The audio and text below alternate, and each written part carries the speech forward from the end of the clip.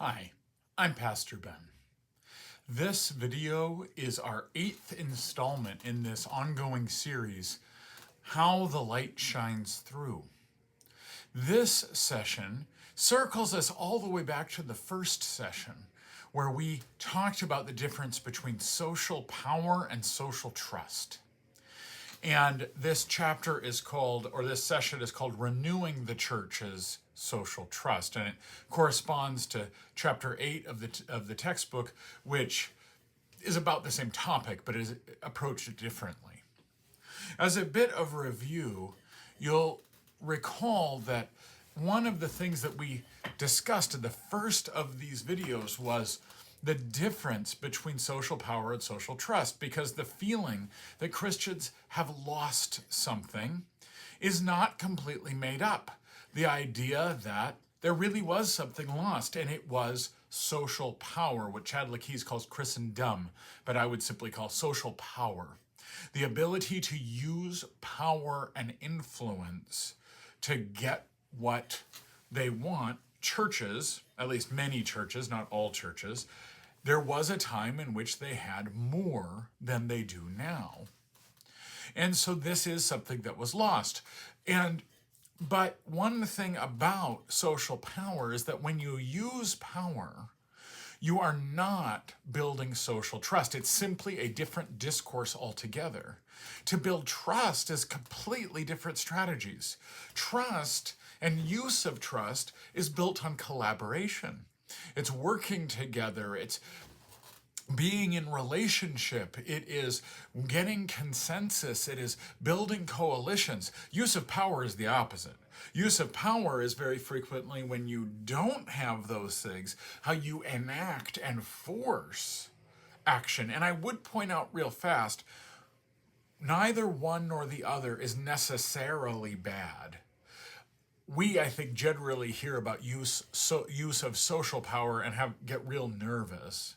But there have been some really good things done by using social power. Things for equality and things that didn't have necessarily the kind of trust building, but that went ahead and enacted those. But most of the watchers of this video, I'm going to guess, are probably skeptical of use of power. But the point here is simply that they are very different skills, and very frequently the very use of power was part of the loss of social trust.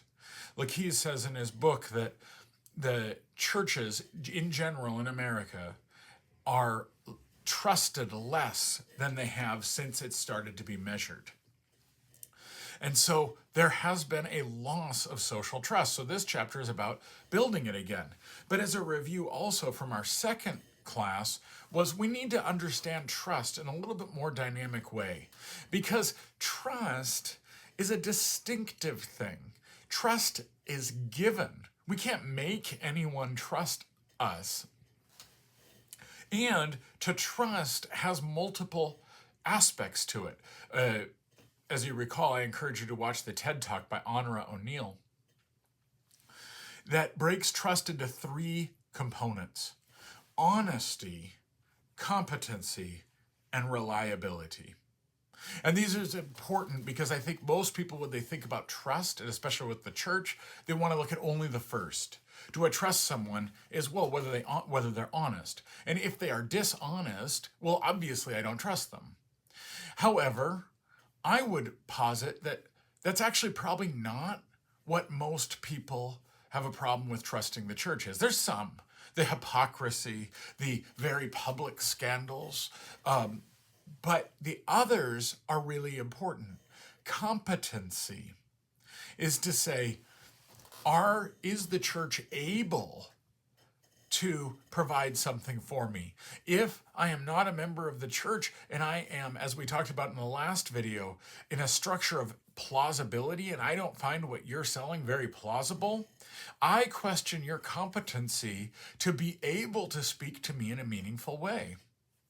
And then the third is the reliability. Do you actually fulfill on those things?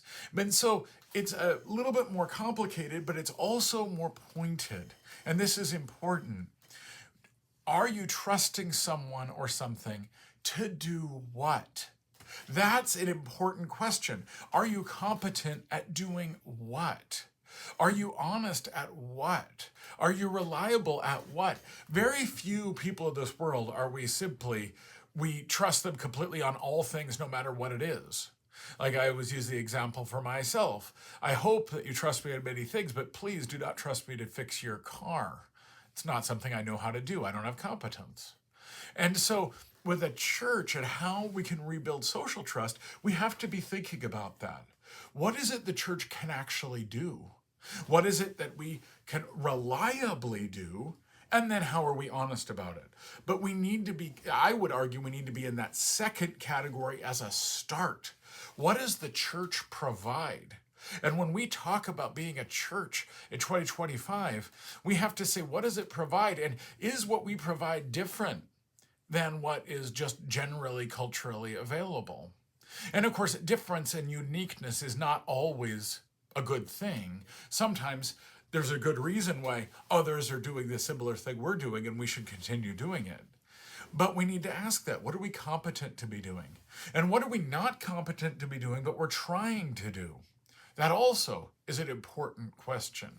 So when we talk about building social trust, we have to understand what in the world trust is in the first place. And then recognize that it is indeed a gift. We can't choose for people to trust us. Trust is given to us, and a gift is a relationship. The way you give regular gifts back and forward, sometimes the gift itself has quality. But most often, gifts are valuable to us because of the relationship embedded within them. And then ideally, they also have some quality too, in and of themselves. No matter who gave it to you, it's useful. But very frequently, gifts are built on relationship and connection. And trust is a gift. Trust is a relational word. It's sort of obvious. And so it's something someone gives us, and we can't control that, but is a relationship term. And it's an incredibly important point. Last time, in our last video, we talked about plausibility and the problem of the transcendent, where there is, in a world of plausibility, fewer and fewer people accept anything like the transcendent. And so, how do we do this? Well, can you make a rational argument for the existence of God, like in apologetics or through confrontational evangelism, as we talked about last time? And the general view is probably not. If a person accepts a basic idea of God and accepts a basic idea of sinfulness and accepts a basic idea of judgment, well, then yes, you could do an apologetic thing and it works out pretty well. But if you don't accept any of those, you find those implausible, well, very little of it's going to speak to you. So what makes something plausible? Well, there are a variety of things, but one of the most important aspects is trust. Is the source providing this with me honest? Is it competent? And is it reliable? See, because I think if you were to say the honesty question, do people look at Christians, look at churches and say, the people there, for the most part, really do get meaning from a spiritual reality they really believe in? I think most people do think that. There are, of course, those who say, oh, well, they're all hypocrites. They don't really believe any of this. But most people, I think, do say, no, I have respect for you. I believe you get meaning out of this. Now, that meaning might not transfer to me, but I can accept that you're honest about what you're doing. Their question of the competence, one of, is in fact this a something that really exists? Well, they probably question that. And then, are you reliable? Well, they probably do think you're kind of reliable, but that competence question, the way that you could possibly get there is through relationship and trust, is to say, well, I'm not going to tell you your experience with the divine, but I can share with you my experience that people often can appreciate you are competent to speak about your own life. And it might lead to the next step of a possible, more plausible structure. It's not going to make people believe in anything, but it makes it more plausible. Someone they know and trust really does get meaning and value out of that. Well, it becomes far more plausible. So trust is incredibly important. For the church to build social trust is to say the church is going to be in relationship in the world. Trust is built in relationship. And it's got to be a real relationship that goes forward and backward. And we should point out that it's not just the church people are skeptical of, it's so many institutions anymore. Just a general skepticism of institutions that far fewer people are happy to say, well, I just generally like the kind of thing you're doing, so I'm going to give here, to a nonprofit. Here is, $5,000, you use it however you need it. There are still a lot of people who do that, but there's far more skepticism of just because you're an institution doesn't mean that I think you're necessarily going to do the right thing. And in fact, sometimes they're looking for far more accountability, and that's within and without the church at the same time. And so it's not only the church that has lost social trust, but our conversation is the church and how the church has lost social trust and what can be done about it. Well, as Honor O'Neill pointed out, I can't make you trust me, but what I can do is to show myself to be trustworthy. Hopefully I really am trustworthy, but the way people see that is through evidence. How do I show that I am in fact trustworthy after all? Well, there's a variety of things one can do, what the church can do. But maybe one of the most notable is vulnerability. If I leave myself vulnerable, then people are far more likely to trust me. In Honor O'Neill's TED Talk, she pointed out, when you go buy something from a store, if they allow that I can return that item with no questions asked and get my money back, well, that's a sign of vulnerability. They're offering you something that it wouldn't be good for them. They want to make the sale, and it would be troubling for their inventory and all kinds of things, but they are opening themselves up to some vulnerability because they obviously trust themselves enough that not that many people are going to do it, but they've allowed that vulnerability. It allows people to be able to trust. And very frequently, that example works where vulnerability is tied to a sense of worth. When can people be vulnerable and not vulnerable? Well, very frequently it's tied directly to how confident they are in themselves. Because some groups and organizations cannot be very vulnerable because they don't have a strong sense of themselves, and it leads very frequently to fear that they have any weaknesses at all. And we should point out, vulnerability does not just mean ripping our hearts out and talking about our traumas. Vulnerability is simply that I am going to do something not knowing whether the response is there. Brene Brown talks about it in a TED Talk about those who are able to say, I love you first. Or, and the ability to throw something out there. I don't know what's going to happen next, but I'm going to do it. That's leaving oneself vulnerable. And nobody enjoys that per se, but as a necessity of life, it needs to be done. Can churches show themselves to be vulnerable? Does it allow trust? And that if you can do it, it's almost always tied to the question of worth. Well, Laquise in his book points out the church does something that opens vulnerability, and that is confession. Confession, which in Lutheran churches we do every week, is recognizing that we are not going to do the right thing. We are captive to sin and cannot free ourselves. And that's not just that's in our confession we say every Sunday. That's not just a vague idea of like, oh, well, there's a spiritual power of sin, there's a spiritual power of Christ, so whatever, that all happens in the ether. No, that happens right where I live, and it shows up by I'm captive to sin and I'm going to continue going on sinning. Not that I want to, but that it's just going to happen. And that it leads to I'm not going to act according all to my ideals. And each week we are encouraged to recognize that in our confession, that we are saying we are sinful and we are not acting as we should. We've not loved our neighbors as ourselves. And and then why can we do that? Because it is an aspect of vulnerability to admit something like that, that we are not measuring up.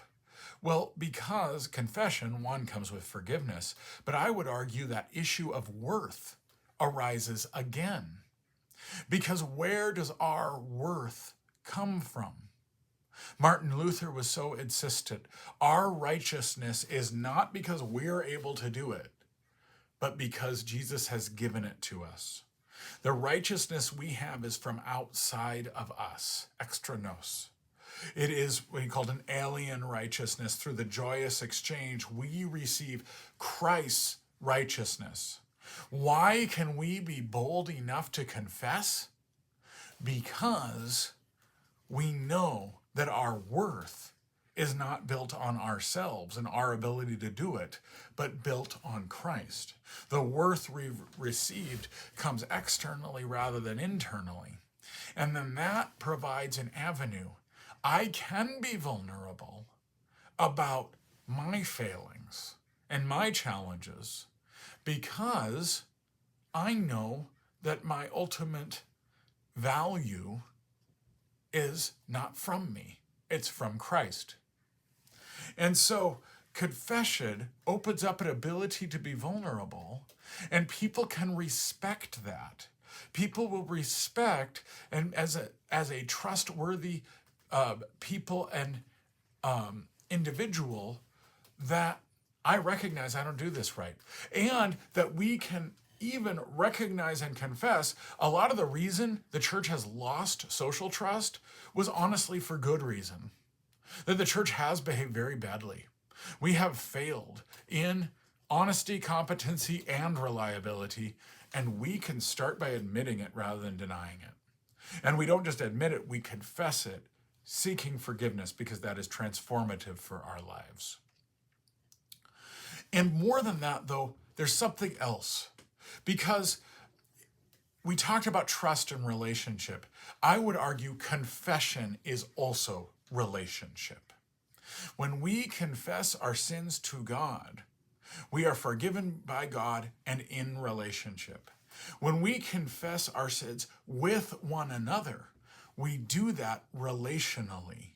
We recognize we're not the only ones who are struggling in this way. We're all struggling in this way. And that's being reconciled to God. And then secondarily, how am I reconciled to one another? And it starts with recognizing the second use of the law. The law shows me my sinfulness. It shows me that, no, I haven't done everything right. But we do need to be careful with confession, though, because to whom are we confessing? To how are we being vulnerable, and to whom are we being vulnerable? Because the goal in community is to do this in a meaningful relational way. And another Brené Brown point, disclosure is not the same thing as intimacy or relationship. We've all had experiences where someone has wildly overshared with us. Our relationship isn't there, but they went for it and shared, and you're just kind of sitting there shell-shocked with all of this, like, way too much information. That doesn't promote. On one hand, it shows openness, but it's not the same thing as vulnerability. Vulnerability is a relational word. And if I do wild, crazy oversharing, I'm not opening up a pathway for a relationship. I'm, in fact, closing it down. And if I'm doing that with affective strangers, why, very frequently, it is using disclosure to avoid vulnerability. And I only say that because some churches have really embraced this disclosure place. We're going to list all the ways we have failed, and frequently the ways we have failed have been generational and not even something I did, but was done generations before me, generations, structural evil, sometimes it's called. And it's not very relational at all. And I would argue it might be valuable, don't get me wrong, there could be confession and forgiveness there, but it's not vulnerability in the way we mean it. Vulnerability is a relational word, to be able to say what is really present for me right now. And if those things 300 years ago are really present for you right now, then they're present. That's real. But it needs to be a relationship structure. And I would argue that if the goal is trust and building social trust, it's built on relationship. And that there is appropriate confession. And I am not saying that there is any inappropriate confession to God. There is not. God hears all. But how do we confess? There is a gift we've been given with the development of the corporate confession. Because there's a lot of people ready to say, I'm captive to sin and cannot free myself. I have sinned against you, God, in thought, word, and deed, but what I've done and what I've left undone. Not loved you with my whole heart, not loved my neighbors as ourselves. And in that moment, I'm able to confess with others so I could see I'm not in this alone. But I'm not just doing a full disclosure of everything and all traumas and everything I've ever done with a bunch of people I don't know, because that can create a very difficult relational dynamic very quickly. And instead, this is where, what is it that's confession that's appropriate for community that shows vulnerability and builds trust? And remember, that's what we're talking about. How do we build trust? Well, one is that it is appropriate in the right setting, and that it is authentic. And there's two sides to authenticity. One is it's to be real, don't make stuff up. But the other is it has to be what's actually there for me today. Not something I'm supposed to feel bad about, nor not something that was a long time ago, but I really wasn't very much a big part of. But what is it that's actually here on my heart today? That's part of authenticity. The second is what we've been talking about, is that it's vulnerable. Is that, of course, there is vulnerability and that this is relational. Confession and forgiveness. I speak my confession, I receive my forgiveness. And this is a relational backward and forward. And that when we do that, we're not trying to get something out of it.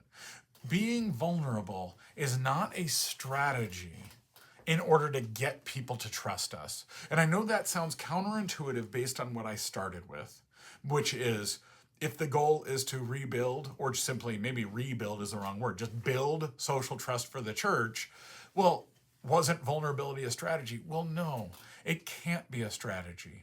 If the goal is to show that you are trustworthy, and remember, it's about being trustworthy. Whether people choose to give us their trust is up to them. The goal here is having integrity and being a trustworthy group, not by pretending we're perfect, but by saying we are deeply flawed, and we can name that in appropriate ways. But it cannot be, well, I'm going to speak this way, and so then you will come, and you'll trust me, and you'll join our group, and that, because the minute there is even an ounce that I'm doing this to try to get something out of you, then there is no trust there. And it turns out you weren't really vulnerable because you were using it as a stratagem in order to get something. It can't be that. Instead, real confession, and in an appropriate setting, is a confession seeking forgiveness from God and living a community of forgiveness with one another, just as we have received. Thereby we also forgive one another. And so this message then, and how the light shines through, of what are ways for the church to build social trust. We have an incredible gift in confession. because we have a built-in space where we can be vulnerable, which is not true for many institutions and places, and we try to pretend like everything is perfect. The church has this, but too frequently we still try to pretend everything's perfect. But we can model and show that in a regular way, but in a way that is about this is who we are, and that this is something different. What are we competent to do? We are absolutely, as a church, competent to say we have failed, and that we know that we were expected to act differently, but we receive forgiveness because of what Christ has done on the cross, reconciling all things to himself. And so therefore, this is the first in this next step, rebuilding social trust. Look for more with more videos. I'm Pastor Ben.